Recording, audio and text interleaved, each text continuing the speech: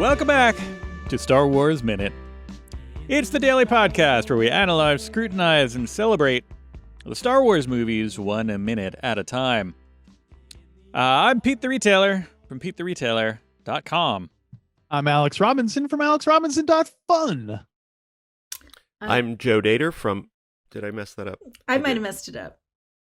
No, which one of us messed it up? Did we both mess it up? Or only one of us could have messed it up? I'm sure There's I messed no way. it up.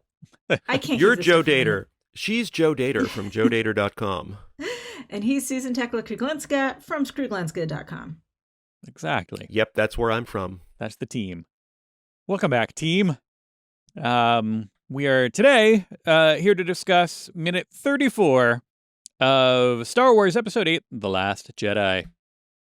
34 starts with Chewie chowing down on a porg, and it ends with Luke sitting down on the Falcon. So it's different things down with birds. Heavy minute. Yeah. Now, Chewie never does chow down, does he? He didn't. It seems like he doesn't get to chow down. He does not. It's chowus He sits down, but he doesn't get to chow. Right. Does he get anything to eat that night? I've always wondered. Well, we don't know. For all we know, that he's already eaten 30 porgs. Yeah, by for all this yeah, time, that so- could be like that could be going back for thirds for all we know. Yeah. So But does imagine. Go ahead. No, Susan. imagine roasting those porgs and then not eating them. I mean, Well, that's the real tragedy here. That Yeah. he's Right. already killed them. That's a thing that always baffled me. Like, it's already dead. Right. Plus, a It's porg, already you're going to dead. want It's to boil that. You don't want to bake them. It's- You want to boil those. Really? Yeah, they give a lot of diseases. well, should we? Oh, okay. Should we just? Do you mind if we just interject here? Like, because I have a tradition, a podcast tradition. Whenever food or edibles comes up in a podcast, I like. So when I did The Shining 237, when the advocat scene came, when they spilled the avocat on Jack, I made avocates and we drank them for that episode.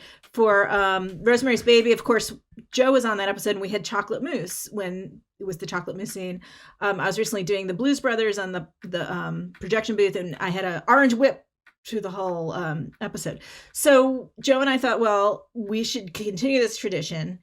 And so I personally, I brought some porg. Whoa. Yeah. We're gonna try some porg on the air. So we're gonna eat porg as Yeah. we're doing this. We're gonna eat porg Let me get because it's just like what I do. It's just a tradition for me as a for my podcast. Yeah. That's what I do. Well, I ordered some from this Porgo Loco that just opened near me, Excellent. and I ordered. Let me see what I got there. I ordered a porg salad. Oh. So I have this. Yeah. So here, let me just get this out. See, he's in Queens, so they have these great restaurants. I know like it's that. so much yeah. ethnic food. There's actually Yeah. like 2 good pork places that just opened near me. Mm. And this one is This one is new. Yeah. They gave me extra. I asked for extra napkins, but they didn't give me extra napkins. Always, they never give you enough napkins. Octuian I wanted to- cuisine. But I wanted to do the authentic I'll see now. Chewy experience. Right. So So mine's what did you get? That's the traditional rotisserie porg. I actually, so this is black market. It's not above the board, but in Queens, Jackson Heights, where there's a lot of stuff going on, there are One of places those wet that have markets. they have live porg. They had a pen in the basement. I had to ask around, Oh wow! slip some people some 20s. Mhm. So did you get to pick your pork? You get to pick your porg. Mm. It's in like this dark basement, and there's a way of doing it. It's almost like food Nazi. So you instead of just pointing to the pork you want, they actually have name tags on them. And unfortunately, they name them, they Americanize the names. So this is Emily. Mm. I'm eating Emily. Americanization of Emily. Yeah. And it's a little disturbing. When you, every single time when you say the name, we're online and the next person says the name of the pork they want, the entire flock gasps, when it hears the name. It's really, which they don't, chicken, it's not a chicken thing. It's just a pork thing. I got a pork salad, so it's sort of a grilled pork. Okay. It's a grilled pork salad with greens, and I've never had. This is my first time having pork. Have you ever had it, Susan? No, that's why we're both we trying wanted pork to for the save first time it here. for now. Yeah. So yeah, we want Hmm. Are you ready? to get into this now. So Is you this ready? is there sauces or seasoning or what do you, it's just baked porg? Well, that's I mean, it was on a rotisserie spick, Rotisserie like, kind of style. thing. Yeah. Right. Oh yeah. Yeah. Just nothing added. Just hmm. No blend of herbs and spices. Hmm. not on mine. What about you, Joe? Do you have anything? What's in the pork salad? What's pork salad? It's got some greens, mushrooms, a little bit of like blue cheese. It's almost like a Cobb salad with pork. That's General Reichian's recipe. Yeah. I didn't. I had no idea there were that much greens in the whole galaxy. Well, it's assorted greens. I had no idea there was this much assorted greens in the whole right. galaxy. Yeah. Well, Luke Skywalker's sword is green. Yeah. So, what do you think? Gamey. Mm-hmm. It's gamey, Mm-hmm. but in a good way. Tiny bit gamey, but it's moist. It's very moist. And it's not stringy. I thought it would be more stringy. But the weirdest thing is, I don't know how to describe this. It's like it tastes adorable. Mm-hmm. Like you can taste the cuteness, right? Yeah. You can actually taste the cuteness somehow. It comes through. That's their slogan on there.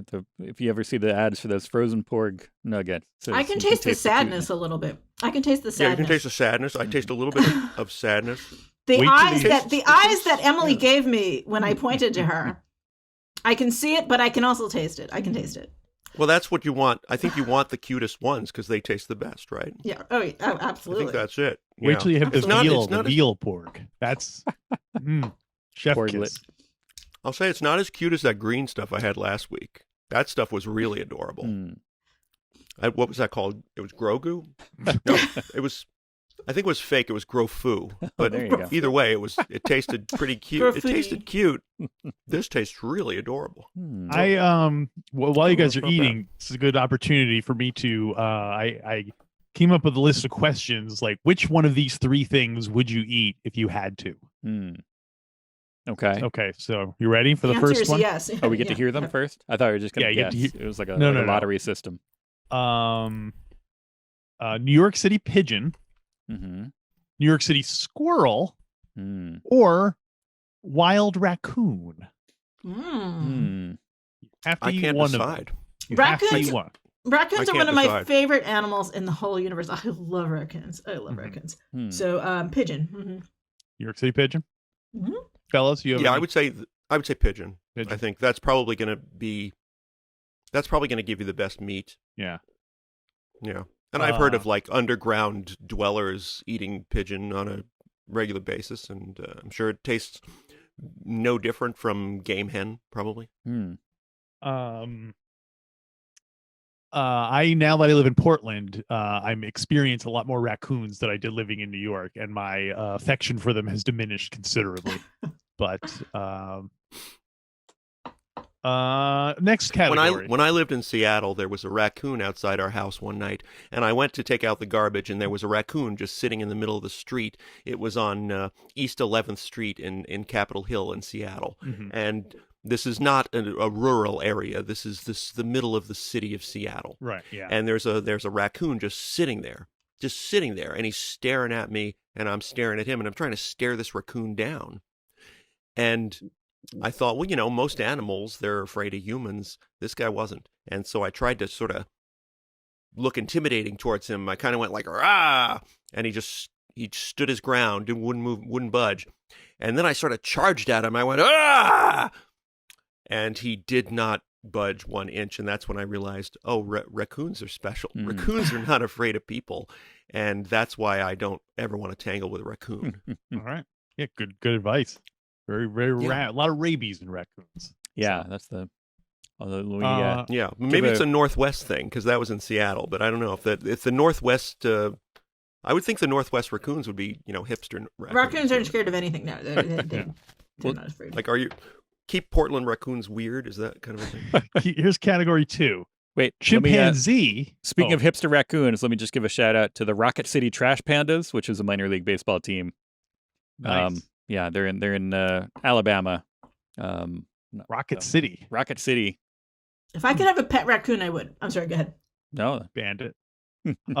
Chimpanzee, Labrador Retriever, or dolphin.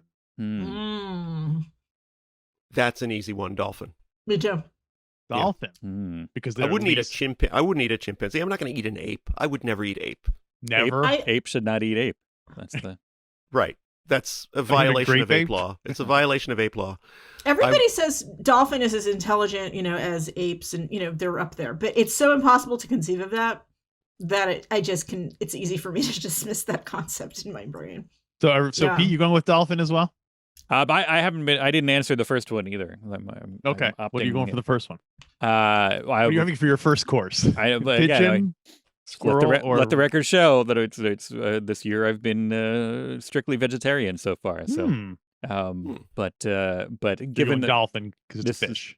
This is a extenuating circumstances. Let's assume this is at gunpoint. But yeah, I would have said squirrel probably because they're further away from the action. And I might have to go dolphin. Dolphin seems to Also. be the common one. All right, last category. Ed Asner, Young Sheldon, or Beyonce? As a meal, you mean? You have to eat. You have to. Well, you don't have to eat the whole, right? Because I don't know. Ed Asner is going to be more of a meal. Yeah, if we could finish Sheldon, it. Yeah. Yeah. See, I mean, you obviously, have to you're eat gonna go a with plate of food made of this person. Right. A plate. It's not like you have to eat the whole thing. Okay. They're already But you're dead. gonna go You with- didn't. Yeah.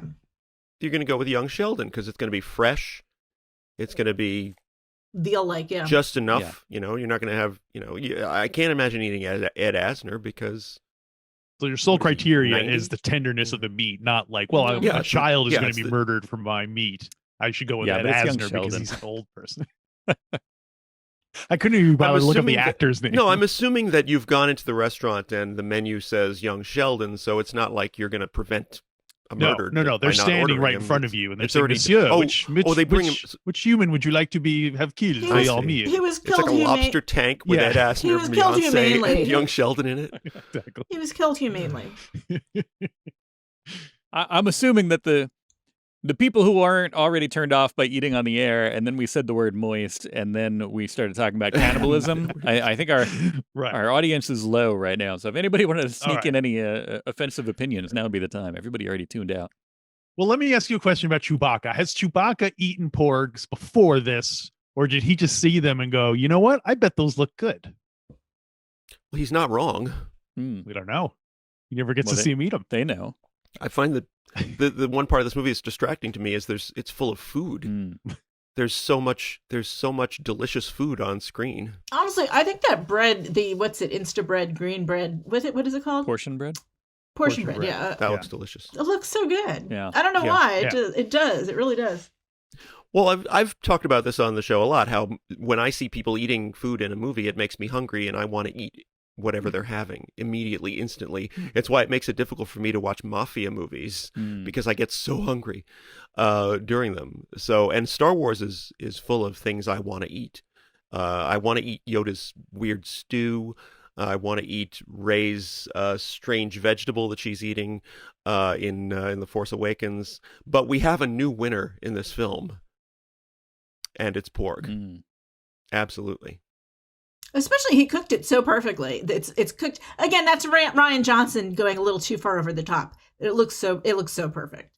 Yeah. In fact, they gave me some. Well, and also the Falcon They gave me some sauces to go with this, so I'm gonna try some more. They gave me some Use the sauce, Joe. dressing to go with this, so I'm gonna try this. The blue See sauce. if I can. It's like salsa. The color. It seems to be a blue milk based sauce, like maybe a blue milk yogurt kind of sauce. I think it's like a blue milk based sauce. Let me try some of this. It's gonna be good. I mean, the Falcon is a perfectly good galley. Does it? Have we seen the galley? I know we saw. I don't know if we've seen it, but it's I think it is listed on the blueprints it canonically, and it must have some kind of we saw Han's little dish when but I don't know if Jenny. Joe, this is good. It's sort of like ranch, but it's more like Moisture Farm. It's like Moisture Farm dressing. Hidden Valley Moisture Farm. Yeah, hidden Moisture Farm dressing. I'm actually gonna put this all over my my salad. Joe's slathering his salad in blue milk dressing. Slathering his salad in dressing. Why I was. How do you think that Chewie killed these porgs first? Do you think he shot them? Do you think he just kind of grabbed them and ripped their heads off and then kind that of one. plucked them? Maybe Do you some kind of trap. Yeah, do you think he trapped a them? Or net. do you think they're just so kind of not used to people being there that they're so trusting that they just kind of walked right up to him and he was able to just That one. Galapagos Yeah. style. yeah. No, I thought about that too. I was thinking about that. But yeah, they're just so easy. So easy. But also because they're compassionate. It's their downfall. Mhm. Why do you think they're compassionate? They're full of love. Well, look in their eyes when they were looking at him, and they're just, and then the mother in her nest. You just see a lot of porg affection and porg love, and I think I misread that because I assumed that porg was hungry and was sad because Chewie wasn't offering him any food. You guys think it was because he felt bad about the other porgs? Because it was a relative or something? Yeah. Yeah, that seemed like the obvious answer there, that it was a relative. Wow. I guess it's just one of those things that when you watch it with repeated viewings, it becomes more obvious that he's hungry. And you do you get that I wrote resting porg face because they do have a kind of a natural frown to them. They look disapproving all the time. Yeah. And so we could be misreading it. It could be right. They could be, excited. Maybe they're just like, yes, like another one of our brethren is going to make the journey to supplying sustenance for another living being, and they're excitedly sending him off on his way. And Chewie's just like, why are they all frowning at me? And he, just walks away. Yeah, he's just assuming. He's assuming that they're Exactly. upset with him for eating their brethren, but that's not what it is. That's what Right. you're saying. They're just sad that they weren't picked. But the last porg. So again, Johnson Last going Jedi. over the top. There's 4 porgs in the beginning who are just like, well, we're watching you eat, and then he has to go with this 5th single porg with the big black eyes and the liquidy. They're all liquidy and like straight out of a cartoon. It's like Bugs Bunny. It's like when Bugs Bunny's ears are down and his eyes are really big. Yeah. And then Too much. I don't like This scene is not done with subtlety in mind. No. I don't like that when Chewie kind of barks at that porg flies straight up. It looks like a very fake flying. It's terrible. Very it's Muppety. terrible. It bounces straight into the air. How did they screw that up so badly? Because all the flying of the porgs is not great, but that in particular is just like, that's not, it doesn't look right. It just doesn't look right. It's not They physically spent all possible. their money on that sea siren. Yeah, the sea siren. The puppet. Thalia Yeah. sea siren. It just cost $33 million to build. They only had go down to But Michael's and build some porgs. allow me to defend it. Sure. Defending the porgs. It's a cartoonish moment that does not in any way make it any more cartoonish than it already was. Yes, it does. We were already in a full-on cartoonish scene. So what's the harm done? What's the harm done? It takes with it the that porg extra step. It does take it bouncing straight up. It takes it to Bugs Bunny eyes. Bugs Bunny, who's about to have his head chopped off, giving you baby eyes. And it's too much. And that's my problem with this whole movie. It just always takes it that extra step where it's, again, it's out of a comic book, and which is fine, but that's not, to me, it's a little wincy. As with most things in Star Wars, my defense of it is, well, we don't know how these things work. We don't really know how the porg body works. We don't know how they fly. Maybe that's how they fly. They bounce straight up into the air as if on some sort of a spring. I think they should have leaned into it and had the porg's eyes going, and then he dug down into the ground or something, really Yeah, or have it run and run right through a rock and leave a porg-sized hole. Perfect. There you go. Yeah. Maybe they didn't show us how Embrace Chewie it. caught the porg, because that could be a whole series of shorts where Chewie's trying to catch one of the porgs that's running away from him, and no matter what he does, he can't catch it. And I'm it keeps totally on board outsmarting with that. him, and it dresses up in drag, and then it kisses him on the lips and runs away. Yeah, totally. Yeah. Mm-hmm. Do we ever see a porg at a distance flying? Do we ever see them from a far view so that we could see how those little teeny tiny wings are keeping them afloat? Well, they are. We do see them from far away, but we don't. Not flying. Those are just real puffins that happen to be. There's no intermediary. We see them flying in the distance, and we see the little close up ones, but there's no like, how do we get from point A to point B? Because that's what I thought. The whole reason, theoretically, there's some discussion as to whether or not this is true, but there's the whole reason why they were invented in the first place was that they were, bird remover. How do we account for the puffins? We don't want to digitally erase all of them, and we can't move them because they're endangered. So They invented the porg and they leaned into it, and we're all better off. Do you think that PETA would have had a problem with them digitally erasing puffins? That seems odd to me. That seems like something that wouldn't actually harm the creatures, but maybe PETA, they're really sensitive about that. The animal control people are very, very sensitive about that. You can't even digitally erase every puffin, let matters. alone hunt them. Mm-hmm. Yeah, There's you can't no even way, hunt them theoretically. There's no way this movie would have left out an interesting bit of wildlife on this island. Because look at the glitter foxes and there's so much, the Farthiers, and this movie is just, which is fun. It's chock full critters, and so I don't believe that they wouldn't have done it. Yeah, I love the Fathiers and the crystal wolves or whatever they are. Mm-hmm. What did you call it? Fathiers? Fathiers, isn't that what they are? we can't come up with any consistent pronunciation. Fathiers. Well, I've got a new one on you. Fathiers. I like your sound. The call.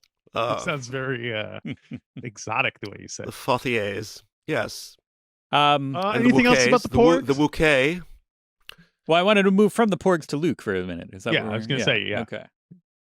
We see Luke. I didn't notice it before, but while Chewie's having horseplay with the porgs, you see Luke sneak onto the Falcon behind him, which I never noticed before. So I'm guessing that means either Chewie doesn't care or Luke is using mind tricks to kind of sneak on. You think he could do that by now? You think he could use a little force trick on a Wookiee by this time? Yeah. Well, look what he can do to a pig guard. Once Luke gets inside, like the porg that he's about to take a big bite of it, and it just disappears. And then it's like, I wish they'd had him doing all sorts of magic tricks on to thwart Chewie. Yeah, yeah. Maybe Chewie's so hungry he saw Luke, and Luke just looked like a big roast porg to him. So we on the Falcon, and it has to be the single most depressing shot of the Millennium Falcon interior that I can remember ever in Star Wars, which is just Luke sort of sitting there. You just see the Falcon, like the lights are all out, and it's just. I'm not talking about not the cockpit. That part's hold, good. Right, where he's sitting in when he goes back to sit down before R2 shows up. Right. So spoilers. But before that, he goes into the cockpit and turns on all the lights. Yeah. Right. What do you think of that? Do you have thoughts about that? Because I don't. I do. Susan does. Susan has very strong opinions. It's way more red, white, and blue than I think it was in any other movie. It looks so like American flag. It's really weird because I don't think that ever I'd kind of gone back and or French flag. For the Fathiers. Kind of went back and looked, and it's there's usually a little bit of splash of different colors, teal and I don't know, but this is just so, and it's really bright. It looks beautiful, but I don't know, it just looks a little off to me. It looks a little different in almost every movie that you see it. Like it definitely, the Empire Strikes Back Falcon cockpit looks different than it does in A New Hope. It looks a little bit. Yeah, it looks, the lights are a little dimmer. There's different lights, I guess it seems, and it looks a little cozier in The Empire Strikes Back to me than it did before. Why? And here it looks much even richer. It's like the colors are much more saturated of the lights. Looks like they just did a redo. Like he had maintenance people in, and they did a kitchen remodeling. That maybe Ray is very handy. She knows a lot about fixing ships and stuff. So maybe while she's there, who knows? First thing she did after Han died, she went in, installed some LEDs. Yeah. Put in maybe Unkar Plutt, maybe Duquesne, maybe the Irving boys did all that stuff. That's true. Yeah. Irving boys are known for their customization. Well, one thing would let me fill in the backstory of any Star Wars character that I could. It would be the Irving boys. I want to explain why the Irving boys, who the Irving boys, Washington and Julius, whither the Irving boys. Yeah, totally. Yeah, you should get in now before it gets filled up. Yeah, quickly those backstories. Spots are filling up quickly. We do see we see Luke with Han's dice, which becomes doubly meaningful because we see in this movie, obviously we see them, and then he gives them ghost dice to Leia later.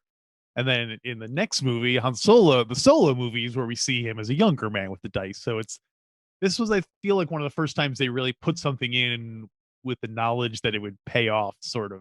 in a Not pay off exactly, but in a different movie outside of the linear saga. It's an interesting thing. Right. Yeah. This is where they decided to make the dice a thing. Yeah. Yeah. I liked that. I liked the that they were going back and forth between a saga movie and a Star Wars story movie. A Star Wars story movie. Yeah. And that those things were actually not unrelated. That there would be an interplay between them, like in the same year that this came out, or a few months later after this came out, Solo came out, and both had that consistency of the dice being an important talisman in there. Yeah. And also Rogue One coming out before this film, I liked that there was a bit of a connection between this and Rogue One, but that's when I thought that Snoke was actually Tarkin. Right. I thought that bringing back Tarkin in CGI was basically setting us up to accept the reveal that Snoke is Tarkin in the next film. Made sense. I was all for. yeah. I was there for it. Yeah, I know it made sense. But also think of just having Chirrut there as a person who, as we were talking about, yesterday, is just a person who can use the Force, who isn't necessarily a Jedi, and then having Rey be somebody who's not from a Jedi lineage. I thought that was meant to be somehow connected in some way, perhaps. I liked these films having a bit of a conversation with each other. Yeah. Well, you asked about Luke being on the bridge. To me, it seemed kind of like it was okay, but it seemed kind of like a pale echo of Han Solo being on the bridge from Force Awakens, where there's that shot of him. Intentionally so. It's supposed to be he's there, and he's it's literally the genesis of his whole his whole arc. It was like, this is what took him out of Tatooine. Literally, it extracted. It took the boy out of the farm, but then it's missing the crew, the people. You know what I mean? That's right. So it is. It's supposed to be a pale echo, because it's like, Han is dead. Then this is the kind of like it's supposed to kind of be eerie and kind of vacant in a sense. Foreshadows the death of Chewbacca, who would be the sole surviving member after this. Right. Yeah. Well, I mean, you have to show him in the cockpit because you have to show him picking up the dice, because those come back later. Yeah. But yeah, I think the entire purpose is for the next minute. I think the entire purpose of him going in there is for the next minute, because that's the applause moment. Well, he goes into the Falcon, but it's more meaningful for me to see him in the hold, because that's where I think was a formative place for him. That's where he had his first Jedi training. Yeah. To me, the cockpit doesn't seem. It seems like. The cockpit is Han's. You know what? He's in the cockpit to finally find out what that flashing was. He's like, oh, that's what the flashing was. All right. Now I understand. It all makes sense. I should have gone to dental school. That's what he discovers.